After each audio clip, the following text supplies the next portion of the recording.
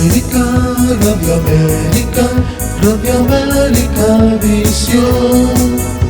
América, Radio América, Radio América Visión. Y te acompaña noche y día con su música y poesía, desde Chile con amor. Y te acompaña noche y día con su música y poesía, desde Chile con amor. América, Radio América, Radio América Visión. América, Radio América, Radio América Visión. Radio América.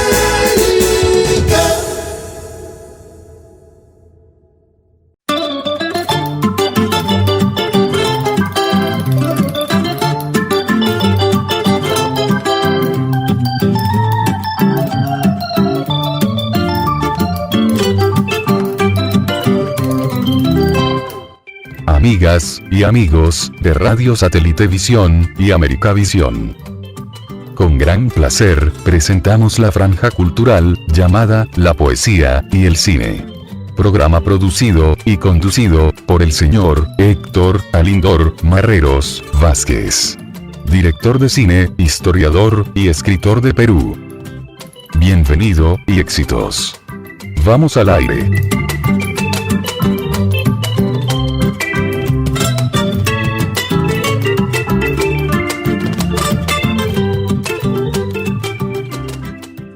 Hola amigos, ¿cómo están? Bienvenidos ya al programa de todos los miércoles, La Poesía y el Cine. Mi nombre es Héctor Marreros y les doy una cordial bienvenida a este gran programa cultural.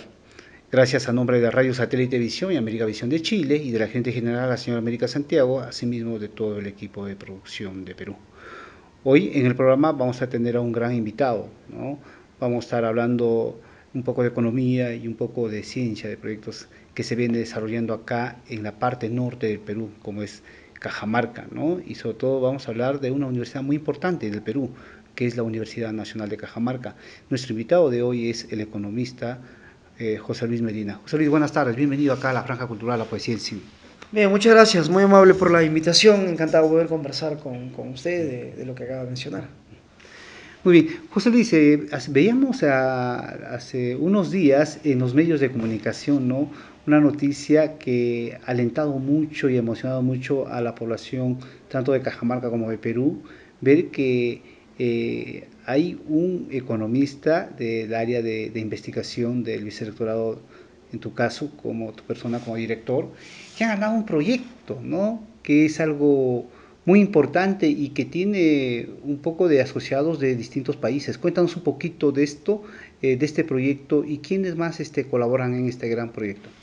Sí, muchas gracias. Efectivamente, hace poco hemos postulado al inicio de este año a Prociencia, que es un programa del Consejo Nacional de Ciencia, Tecnología e Innovación, CONCITEC, abreviando en el ámbito de Perú, y que es el consejo que viene promoviendo en nuestro país la mayor cantidad de proyectos de investigación e innovación, sobre todo por el lado de la investigación básica y aplicada a nivel nacional. Y son proyectos muy competitivos porque al final lo que busca estos programas, como el caso de Prociencia, que es desde Prociencia de CONCITEC el brazo ejecutor, digamos, de proyectos, que se ha lanzado exclusivamente para poder desarrollar y promover proyectos en la rama o en el campo de las ciencias sociales. Esa es una nueva rama o nuevo concurso que no hace muchos años que ha salido, porque generalmente los concursos son para investigación básica, experimental, en las ciencias duras, pero no tanto en las ciencias como ciencias sociales, ciencias económicas, etc., ¿no? Entonces, dentro del ámbito de las ciencias sociales está la economía regional, el tema de la innovación, el desarrollo, el tema del desarrollo sostenible, etc. Y hemos postulado con un equipo conformado de 3 personas adicionales a mi persona liderando el equipo de investigación, y tenemos también 3 coinvestigadores, uno de la Universidad Nacional Toribio Rodríguez Mendoza, que está en la parte selva, digamos, ya de la región de Amazonas, del caso de Perú, y 2 prestigiosas universidades también a nivel internacional, la Universidad Autónoma de Madrid y también la Universidad de Manchester en Inglaterra.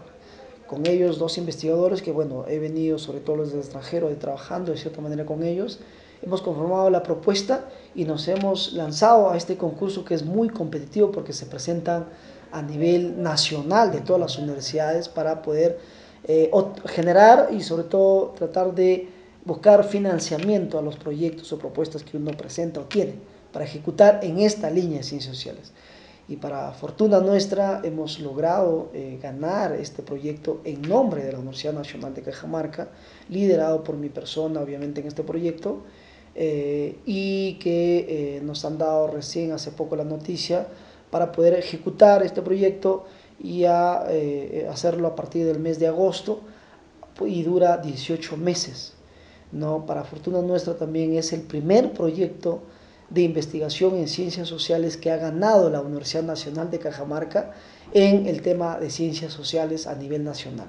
Entonces para mí es una gran satisfacción, para la universidad también, pero más que eso es una gran responsabilidad, porque implica obviamente hacer la ejecución o sobre todo lograr que se ejecute el proyecto y se cumpla con los resultados y sobre todo con los objetivos planteados en el proyecto.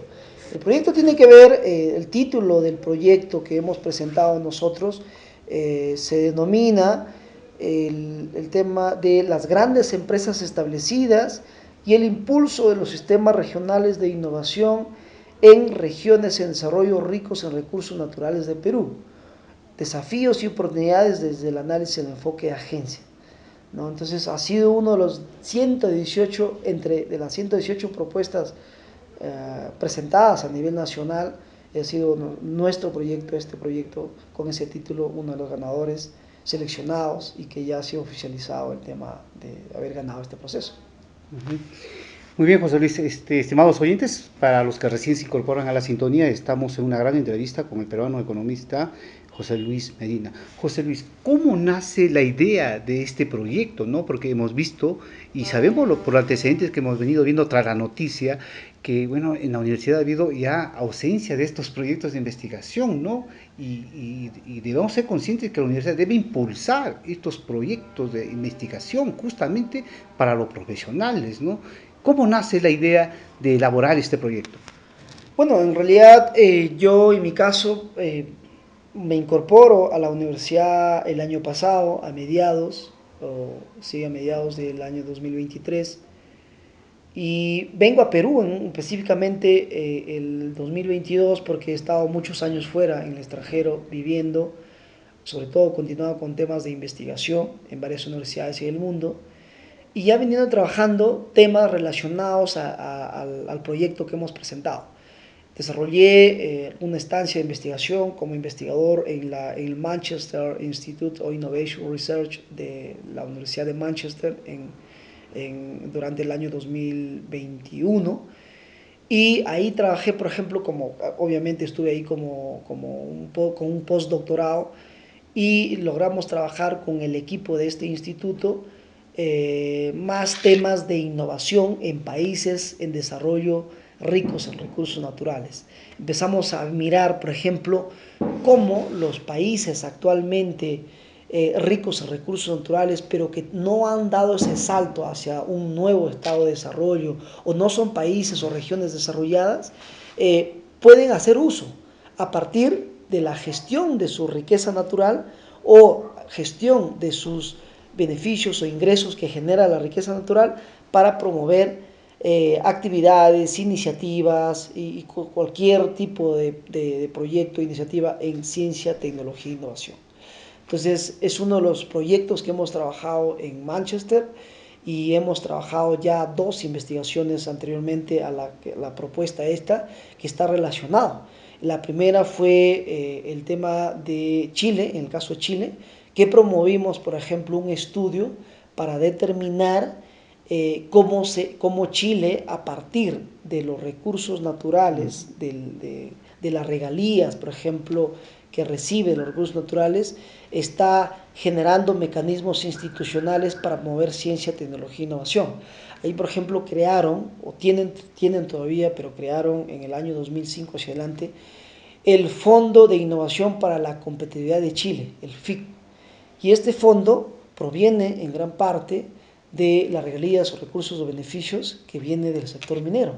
Y lo que busca con este fondo obviamente es promover el desarrollo de ciertas cadenas o clústeres identificados a nivel nacional, y que muchos de estos fondos se trabajan obviamente con organizaciones a nivel nacional, pero también regional, y postulan varias organizaciones, tanto públicas como privadas, sobre todo las universidades, para poder desarrollar procesos o iniciativas ligados al tema de la innovación o la ciencia, tecnología e innovación. Entonces es un trabajo, por ejemplo, que publicamos en una revista internacional también con profesores de la Universidad de Chile, porque ahí estuve yo también como investigador en la Universidad de Chile en el año 2019 y logramos desarrollar esa investigación.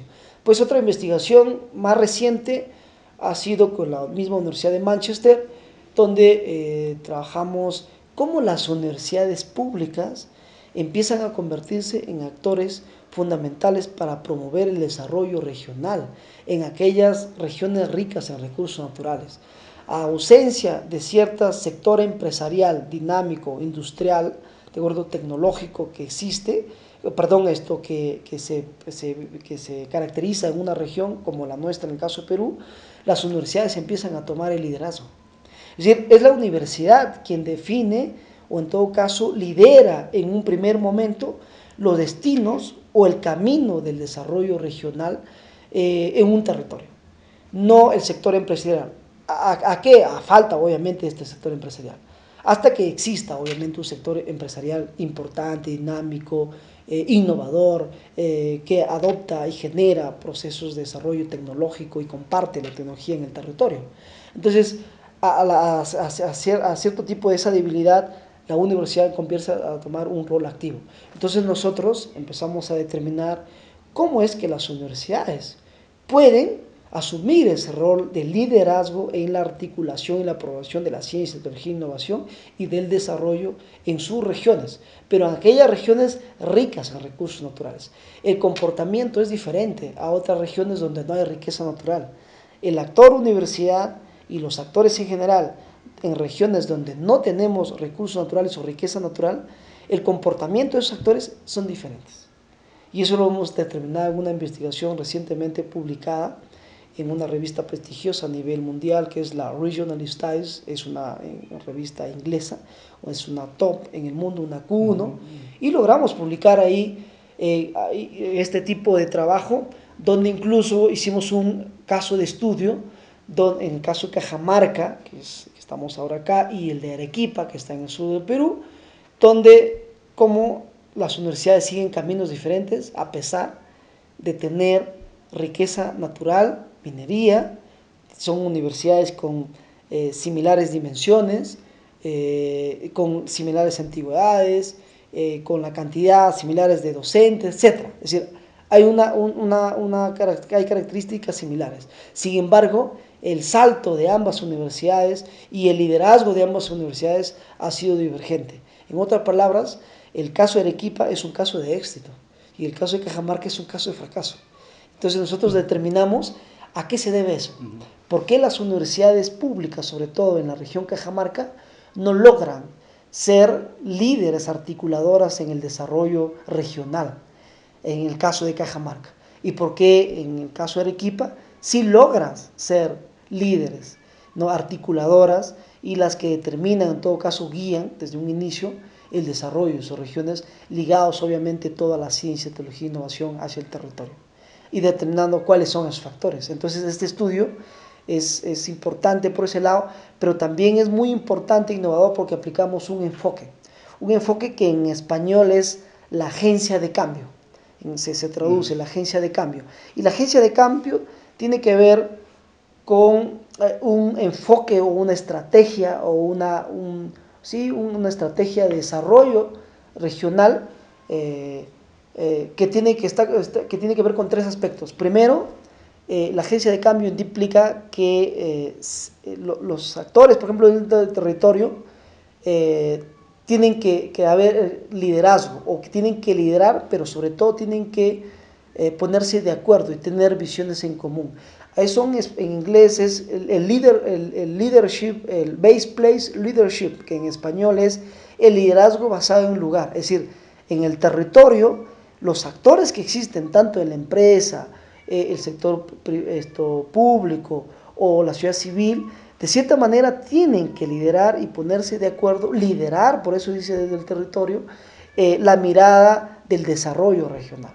Si no hay acuerdos en común, no hay visiones en común, es difícil poder articular, generar el cambio en la región. Por eso de ahí el enfoque de la agencia de cambio. Pero también hay dos componentes. El otro componente es el liderazgo, el emprendimiento innovador, perdón. El emprendimiento innovador, digamos ya esto traducido al español, es que exista también un tema de un sector empresarial, micro, pequeño, mediano y gran empresa, que sea innovador, dinámico, que vaya cambiando, mejorando, que exista un entorno que genera empresas, que genera economía, que genera empleo, pero que estás abocado obviamente también a sectores dinámicos, no necesariamente de servicios o tradicionales, sino que empiezas a que se genere ese espacio de emprendedurismo, etc. Entonces, pero hay que generar esas condiciones. Entonces, es otros factores importantes. ¿Para qué? Para que la región cambie o lleguemos a un cambio regional o una mejora regional hacia obviamente mayor desarrollo, ¿no? Entonces, esos otros factores o otros aspectos. Y el tercero es digamos, el emprendimiento institucional. Y el emprendimiento institucional traducido en español sería así, emprendimiento institucional. También es un componente reflejado a que las decisiones deben cambiar. Y las decisiones acá es como que las reglas de juego, las organizaciones que existen en el territorio tienen que modificarse y generar condiciones para que se dé el liderazgo basado en lugar, pero también este emprendimiento innovador. Tienen que evolucionar, haber cambios y mejoras en las instituciones, en las reglas de juego. Estos tres componentes, digamos, son lo que definen el concepto de lo que es el enfoque o la estrategia de la agencia de cambio. Lo que hemos hecho es utilizar estos enfoques teóricos y aplicarlo a estos casos de estudios, como el caso de Cajamarca Arequipa. Y hemos determinado sin ninguna duda que la agencia de cambio sí se ha reflejado en el caso de Arequipa, pero en Cajamarca no. Entonces, ya dos estudios, hay más estudios que he desarrollado también en Colombia, en España, de hecho. Entonces, venimos en esa misma línea, trabajando temas de sistemas regionales de innovación, temas que ver con enfoques de desarrollo regional y el tema de la ciencia, tecnología e innovación. Ahora, a partir de eso, hicimos bien, hemos estudiado esa parte. Este proyecto que hemos ganado a nivel nacional tiene que ver mucho con el sector empresarial. Hemos visto por el lado institucional, desde el gobierno, cómo crean mecanismos institucionales el sector público, por ejemplo, para promover la ciencia, tecnología e innovación a partir de los recursos naturales. También hemos hecho el análisis desde la universidad pública como un actor importante para promover la ciencia, tecnología, innovación y desarrollo regional en regiones ricas en recursos naturales, pero ahora lo que falta para que tenga esa mirada de, como digamos, del enfoque de la triple hélice, que es un enfoque también, un modelo de desarrollo, podemos decir, para promover la CTI, que es el enfoque de la triple hélice, que es la universidad, sector público y sector privado, para que esté completo. Nos faltaba pues la otra parte, que es el sector empresarial. Entonces, en este estudio lo que vamos a hacer es justamente cómo las grandes empresas establecidas en regiones ricas en recursos naturales, que existen, porque en las regiones ricas en recursos naturales hay grandes empresas, sobre todo el sector minero, ¿no?, que son la mayoría internacionales. Entonces, cómo estas empresas ya establecidas, que vienen años, comparten, ¿no?, transfieren conocimiento, tecnología e innovación hacia el territorio para poder generar mejores sistemas regionales de innovación, dentro obviamente del territorio regional, ¿no?, o como un territorio regional. Y este análisis lo estamos haciendo desde el enfoque de agencia de cambio.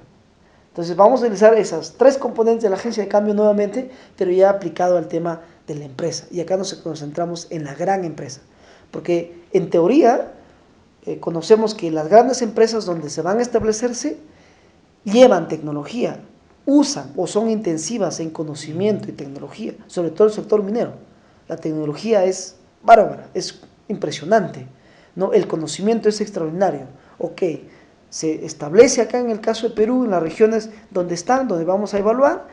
Ahora vamos a determinar, a evaluar, vamos a analizar cómo estas grandes empresas transfieren, comparten, ¿no?, el conocimiento, la tecnología que utilizan hacia el territorio, hacia la universidad, hacia la sociedad civil, hacia los micro, pequeños y medianos empresarios, ¿no?, hacia el sector público también. Y determinar si se cumple o no lo que dice la teoría, porque las grandes empresas donde se establece transfieren conocimiento, o no, y si no, ¿por qué no? Y si encontramos la razón en las causas, que ya en algunos casos ya se ha terminado a nivel internacional, sobre todo este estudio lo que va a proponer es recomendaciones de política, es decir, cómo las grandes empresas establecidas en regiones ricas en recursos naturales pueden impulsar y convertirse en un actor valioso para poder transferir tecnología, transferir conocimiento e impulsar mejores y mayores sistemas regionales de innovación dentro del territorio. Entonces eso es lo que nosotros vamos a hacer, y es algo innovador, de impacto regional, un estudio de mucho alcance obviamente a nivel nacional, que vamos a usar obviamente estudios de caso también, en el caso de Perú, para el ámbito de Perú, y es por eso que también ha ganado esta propuesta, por esa mirada que le estamos dando. Bueno, estamos en una gran entrevista con el economista José Luis Medina de Perú, pero antes de continuar con esta gran entrevista tenemos un anuncio oficial. Atención Perú, ya se viene el nuevo rodaje de Héctor Marreros, Arami, basada en la novela del doctor José Luis Salazar Soplapuco, un caso muy polémico de sensibilización. Así que estamos próximamente ya al rodaje, y atención Roma, llega la nueva película de Héctor Marreros, El Ragao, una coproducción peruana-italiana que estará 3 días en cartelera allá en Roma, del escritor Abner Viera Quesada. Continuamos con la entrevista y volvemos con el economista José Luis Medina. José Luis, este proyecto, ¿cuánto tiempo se va a ejecutar, ¿no? ¿Tiene una fecha, un límite en cuánto tiempo se va a desarrollar, o las etapas, y en dónde? ¿Cómo va a ser todo este desarrollo? Sí, está definido esta investigación para una duración de 18 meses. Quizá también algunos se preguntan en cuánto fue el financiamiento, ¿no? El financiamiento en realidad es relativamente poco para un trabajo de esta magnitud. Estamos hablando de 98.500 soles, ¿no?, para un proyecto de 18 meses, para un equipo de 4 personas. Donde gran parte va obviamente a utilizarse para trabajo de campo, ¿no? Es relativamente poco, en mi opinión, para hacer un trabajo de esta magnitud, pero al menos tenemos el respaldo de lo que es el Consejo de Ciencia, Tecnología e Innovación, CONCITEC de Perú, que eso ya nos da mucho mérito, y sobre todo nos ayuda en realidad también a ser parte de estos proyectos que se van a presentar, discutir luego ante instituciones nacionales e internacionales. Entonces nos respaldan.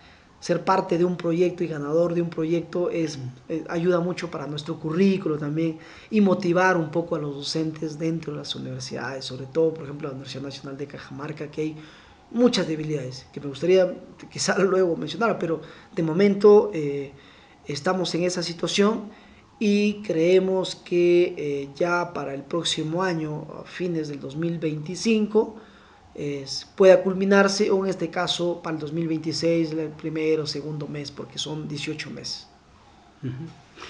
José Luis, hablemos un poquito de economía nacional.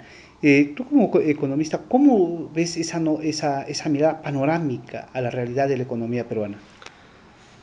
Bueno, si hablamos en este tema ya de la economía del país, vemos que es una economía pujante, que va día a día de lucha, sobre todo porque está conformada en gran parte por micro y pequeñas empresas. El 99.8% del sector empresarial está conformado por micro y pequeñas empresas en nuestro país. Entonces, un porcentaje irrisorio, paupérrimo, está determinado por grandes empresas. Lo cual nos dice que, claro, estas empresas son muy pequeñas, de 1, 2, 5, 10 trabajadores hasta 20, ¿no? La mayoría obviamente está en menos de 5 trabajadores. Y esto nos refleja que gran parte está en nuestros compatriotas, nuestros peruanos de diferentes regiones del país que hacen el día a día economía. Pero también no olvidemos que gran parte de la empresa, sobre todo de generación de economía en nuestro país, está en el ámbito informal. A nivel nacional, 80%. Antes de la pandemia era 65, 70. Hemos incrementado la informalidad. Entonces, eso es otro de los grandes desafíos que tiene la economía peruana, el tema de la informalidad, que no logramos. Imagínense, el 20% es formal, y ese 20% formal es el que tiene acceso al crédito, tiene condiciones, apoyo del sector público, puede crecer en términos de tamaño, de nivel de mercados a nivel nacional e internacional, pueden tener beneficios para sus trabajadores, están legalmente constituidos. Esa es una realidad de nuestro país. Pero la otra realidad es también la baja nivel de productividad aquí en nuestro país. La productividad de nuestros sectores, casi todos están muy por debajo de las economías latinoamericanas. Todas, salvo el sector minero, que compite en algo con la minería de Colombia, el sector minero Chile, quizá en Brasil, México. Pero los demás sectores, como el sector agropecuario, sector servicios, manufacturero, turismo, es uno de los más bajos en realidad. A excepción si lo miramos ya en el caso regional, como el caso Cusco, que es una de las primeras maravillas del mundo, obviamente, el turismo se ha incrementado, pero si miramos en las regiones, es bajo. Perú, en general, podemos competir también con el turismo, por ejemplo, el sector turismo, el nivel de productividad, con el caso de Colombia, México, Chile quizá, pero todavía nuestros niveles es menores. Entonces, en otra palabra, lo que estoy mencionando es que nuestros niveles de productividad son muy bajos en comparación con países de América Latina, y eso refleja el nivel de cualificación y tecnificación y la generación de valor agregado de nuestros sectores económicos. Nuestros sectores económicos están basados en la exportación, en cierta manera, de materias primas, no de productos de valor agregado o de mayor contenido tecnológico, ¿no? Y también está caracterizado nuestra economía con lo que implica el sector servicios, bastantes servicios, pero el tema de los servicios de bajos niveles de productividad en términos de sueldos, ¿de acuerdo? En términos también, por ejemplo, de derechos, estabilidad laborales, el tema de que generalmente son empleos temporales, precarios. Entonces, son sectores que en realidad reflejan una caracterización un poco pobre, entre comillas, a nivel nacional, y que son paliativos, en otras palabras. Sí que ha habido, de alguna manera, crecimiento económico en los últimos 20 años, desde el año 2002, 2003, donde hubo una oleada importantes de inversiones extranjeras directas en nuestro país, sobre todo en el rubro minero, porque las materias primas empezaron a tener mucho valor en el mercado internacional, sobre todo la demanda de China, y que hizo crecer obviamente nuestra economía y que disminuyó la pobreza en los últimos 20 años de manera importante. Sin embargo, vino la pandemia, tambaleó todo esto y ha empezado a salir a la palestra todas las debilidades de la economía. En otras palabras, estas debilidades de la economía son problemas estructurales que no lo podemos solucionar de la noche a la mañana, de un año a año, sino que tenemos que trabajar con un enfoque de mediano y largo plazo. ¿Eso qué quiere decir? Que tenemos una economía, por ejemplo, seguimos una economía débil en el sentido de que nuestros sectores no generan valor agregado, ¿no? Simplemente exportamos y producimos materia prima al mercado local, nacional e internacional. Y si no producimos valor agregado, entonces nuestro valor, nuestra riqueza en términos monetarios no se incrementa. Necesitamos producir mayor productos, pero productos de valor agregado y con orientación obviamente al mercado internacional. Segundo, el tema del nivel de cualificación o la mano de obra, el capital humano que tenemos en los sectores económicos. Son pobres, ¿no? En primer lugar, hay un descalce entre la oferta y la demanda. El mercado económico pide un requerimiento y la oferta educativa, por ejemplo, sobre todo profesional, no da esos requerimientos. Entonces, ahí hay un descalce fuerte y la calidad educativa es pésima. Nos hemos dado cuenta que no tenemos cualificación adecuada, entonces eso limita nuestra economía. Esa es una de las grandes debilidades que existe en nuestro país.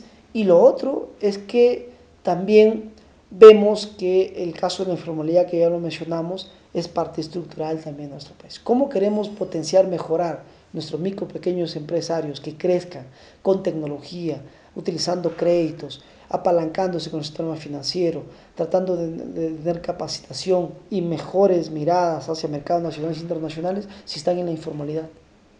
Entonces es un gran problema que nosotros tenemos como país.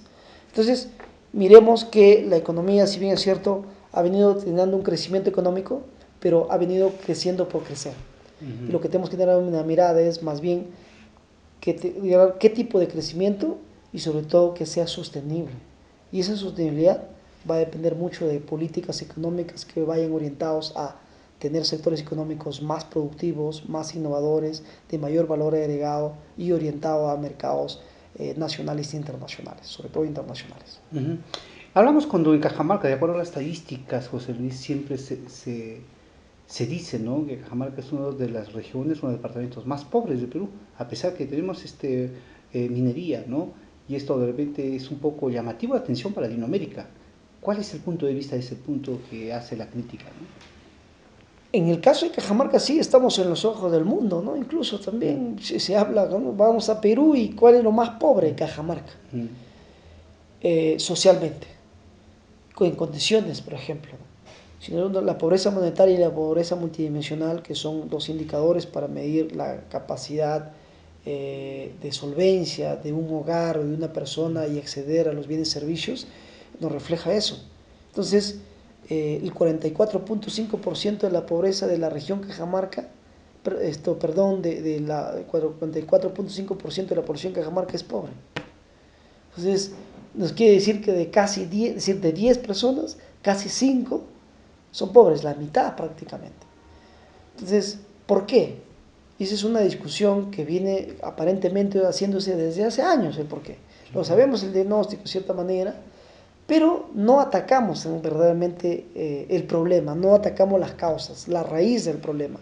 En realidad Cajamarca tiene un gran potencial, tiene ventajas comparativas, ¿no? Riqueza natural, por ejemplo, tiene minería, tiene oro, plata, cobre, zinc, tiene cualquier cantidad de riqueza, una de las regiones más ricas en términos naturales a nivel nacional, ¿no?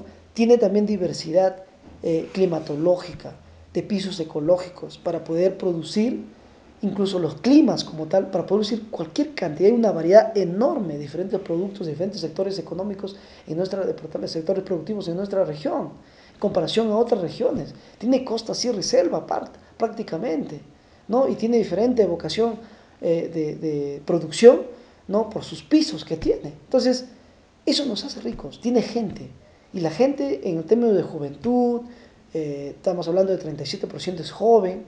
Sin embargo, tenemos un gran problema, ¿no? El tema número uno, el sector público. El sector público tiene que orientar las políticas públicas para poder mejorar el tema de las condiciones de la gente más vulnerable, y no lo hace. ¿Por qué? Por falta de liderazgo, en primer lugar, de nuestras autoridades. No tienen visión, perspectiva, no saben a dónde ir como región, como provincia, como distrito, como país. No saben a dónde ir, no tienen un plan, solo trabajan en base a 4 años, ¿no? Ese es número uno, no tienen visión. Segundo, los que están dentro del sector público, los que administran nuestros recursos públicos para ejecutar proyectos de inversión que articulen y fortalezcan las cadenas productivas, los sectores económicos, etcétera, no tienen las competencias, no hay capacidad. Hay debilidad o bajas niveles de capacidades para administración pública. Es más, que los gerentes que tenemos, los gerentes no son gerentes, un gerente es un líder. Es una persona que lidera, que incentiva, que motiva, que da el ejemplo, pero que también sabe a dónde ir. Y prácticamente, ¿quiénes están en la gestión pública? Son gente, en realidad, la mayoría que desconoce el sector público y que no tiene ni idea de lo que está haciendo ahí. Y que están ahí por un favor político y de cierta manera. Entonces, es una gran limitación de tener problemas de este tipo, de que la inversión pública no está orientada a mejorar las condiciones.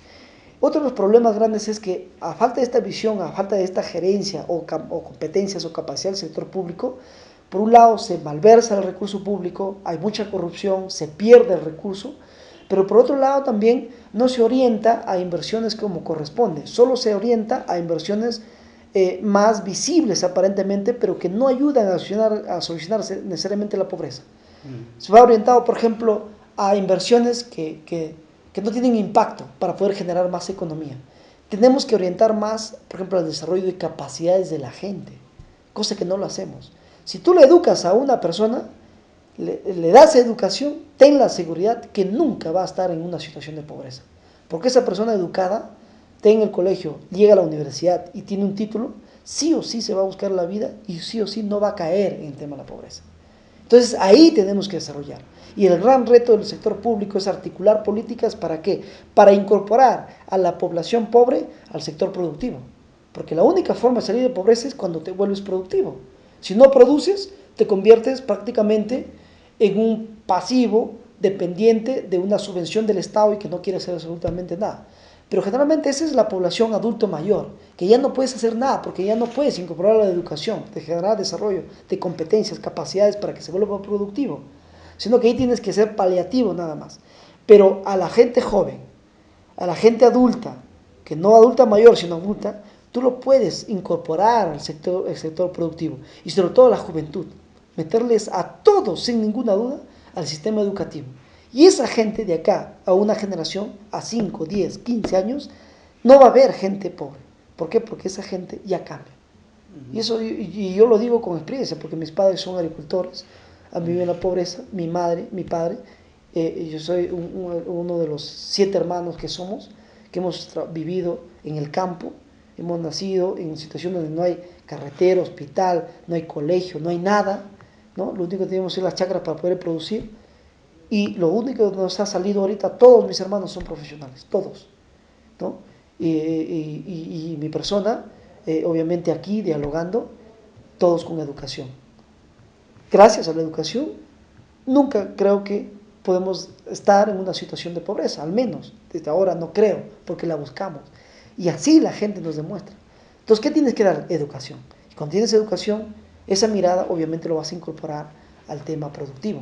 Pero una educación que te sirva, una educación que vaya a ser productiva, una educación que sea útil, que solucione problemas, una educación para bien, obviamente, una calidad educativa pensando obviamente en el bienestar de uno mismo y obviamente de su pueblo. Eso es. Y por otro lado, obviamente, también políticas para poder articular y generar inversión privada. El que genera riqueza, sabemos que para salir de la pobreza tiene que haber recursos económicos. Y estos recursos económicos, ¿quién te lo da? Por un lado apoya el sector público, pero por otro lado la empresa. Y la empresa es la que genera riqueza, no el sector público. El sector público nunca genera riqueza, genera condiciones para generar riqueza, que es diferente. Y esas condiciones tienen que hacerlo obviamente para que la empresa se dé. Si la empresa no está aquí, no hay condiciones, no hay carreteras, no hay seguridad, no hay hospitales, no hay capital humano formado, preparado, entonces, ¿cómo las empresas van a querer invertir acá? Entonces la empresa invierte donde hay condiciones, donde hay toda esa infraestructura ahorita para poder articular con el mercado, etc. Y esa empresa genera dos cosas. Por un lado, genera empleo, y ahí es donde la gente obviamente con esas condiciones va a emplearse, tener un ingreso, y de esa manera salir de pobreza. Y por otro lado, también genera inversiones, más inversiones. Uno mismo genera oportunidades de inversión, por lo tanto el pobre mira y articula y dice, mira, acá quiero emprender, acá hay un nicho de mercado, acá puedo vender acá, o puedo generar mi emprendimiento de oportunidad o de base tecnológica o hasta de subsistencia, pero logro tener esa mejor condición. Entonces el sector público, el sector privado es clave, pero para eso tenemos que dar las condiciones. ¿Y de quién depende nuevamente? Del sector privado, del sector público. Entonces, el sector privado, para que exista, genera empleo, inversión, tiene que haber sector público que complemente con políticas públicas, inversión pública, para generar condiciones y de esa manera ambos trabajen. Nos damos cuenta que hay un rol importante y la sociedad civil es otro de los actores y la universidad sin ninguna duda. Lo malo es que las universidades se han convertido en islas y no solucionan problemas reales. Es la universidad el cerebro de un territorio. Es la universidad la cabeza de una región, de un país, sobre todo de una región. Pero lamentablemente, como pasa obviamente en otros países, que la universidad es la que define, planifica a dónde hay que ir como región, como territorio, como localidad. Pero lamentablemente aquí no. Aquí las universidades se han convertido en islas donde las universidades tienen una mirada, obviamente, extraña y contraria, antagónica quizá a los problemas reales de la sociedad. Hacen investigación básica o aplicada, pero que no necesita para resolver problemas reales de la población, de lo que necesita el sector público, la micro pequeña empresa, la media empresa. Entonces, hacen investigaciones o aportes desde la oferta. No, tenemos que empezar desde la demanda. Y esa es una gran limitación de la universidad. Y lo otro es que las universidades, generalmente a nivel nacional, han caído su nivel, su prestigio, su reputación, su calidad, su aporte hacia la sociedad. Ahora, antes, como en todo lugar, como en todo sector, antes ser autoridad era respetable. Ser un diputado, congresista, alcalde, gobernador, presidente, ministro, era muy respetable. Ahora, cualquiera menos respetable. Es un delincuente, es un choro, es un corrupto que sale de las cárceles y es gobernador, es alcalde. Esas son las autoridades. ¿Sí? Cualquiera y menos respetable. Igual en la universidad. Antes ser profesor universitario, investigador, era respetable. Ahora, cualquiera es profesor que no tiene trabajo y que no encuentra nada, él dice, bueno, pues vente de profesor. Entonces, esas miradas tenemos que ir mejorando, corrigiendo. Hay debilidades, ¿no? Entonces, por eso la debilidad de estas universidades a nivel nacional. No investigamos, no generamos proyección social, no asumimos el rol del tercer rol de la universidad que se ha determinado, que es el rol de desarrollo económico.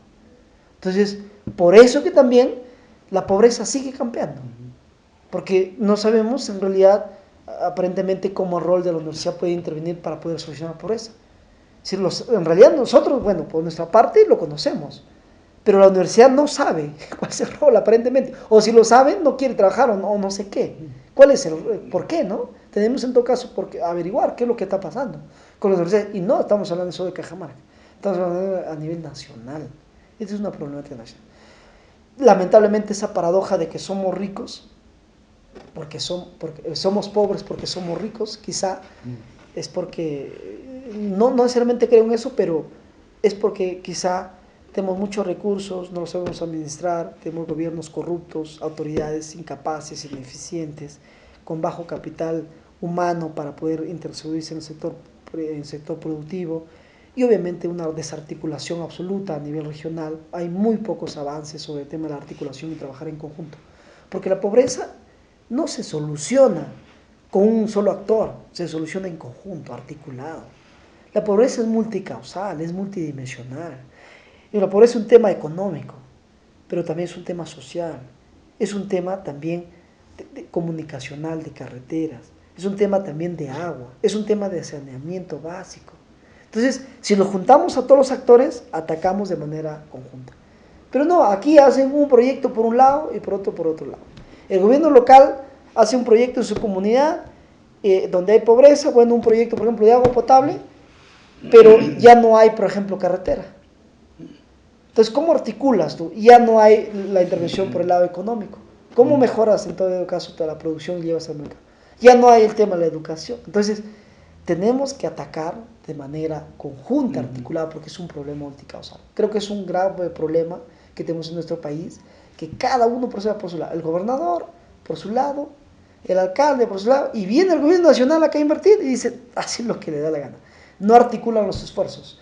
En otras palabras, eso se llama sinergias, falta de sinergias para atacar problemas, porque estos problemas complejos se atacan con iniciativas y proyectos también complejos y articulados. Más que complejos, es articulados, de multicausal, multipropósito. Muy bien, José Luis, verdad que, estimados oyentes, hemos tenido una grata conversación con nuestro invitado de hoy, el economista José Luis Medina, ganador de un proyecto que ustedes ya lo escucharon, y sobre todo hemos visto puntos panorámicos a nivel nacional de Perú y regional, ¿no? Entonces ya estamos llegando a la parte final de la Franja Cultural, la Poesía y el Cine, programa que se emite todos los miércoles 12 horas para Perú y en el resto de los continentes a la hora que indique la emisora. José Luis, yo te quiero agradecer profundamente por esta gran charla que nos has dado, ¿no? Ha sido muy enriquecedora tenerte acá en el programa. Tus palabras finales hacia la Franja Cultural, la Poesía y el Cine. Sí, muchas gracias nuevamente por este espacio. También mencionarles y aprovechar, quizá esto también llegue a nuestros compatriotas, colegas donde nos escuchen. Como sabe usted, soy decano del Colegio de Economistas de la región Cajamarca y tenemos un gran evento nacional que se va a desarrollar del 2 al 5 de octubre en este año. Estamos ya prácticamente a 60 días, a 2 meses, a poder concretar. Y eso es un congreso, es el 30º Congreso Nacional de Economistas del Perú, que hemos ganado en esta vez la sede para el caso de Cajamarca.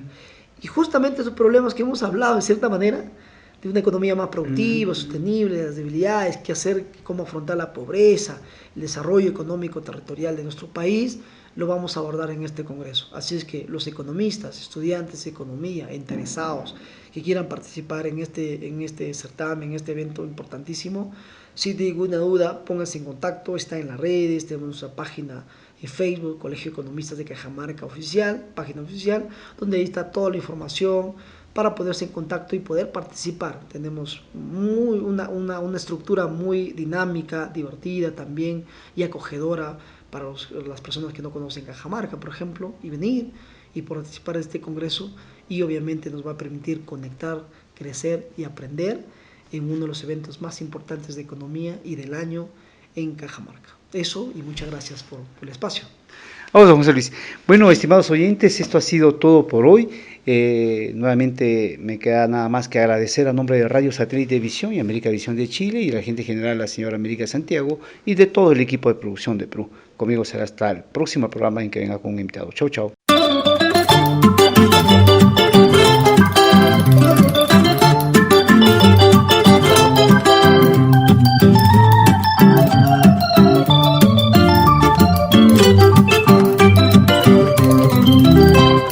Amigas y amigos de Radio Satélite Visión y América Visión, informamos a ustedes que ha finalizado la franja cultural llamada La Poesía y el Cine, programa producido y conducido por el señor Héctor Alindor Marreros Vázquez, director de cine, historiador y escritor de Perú.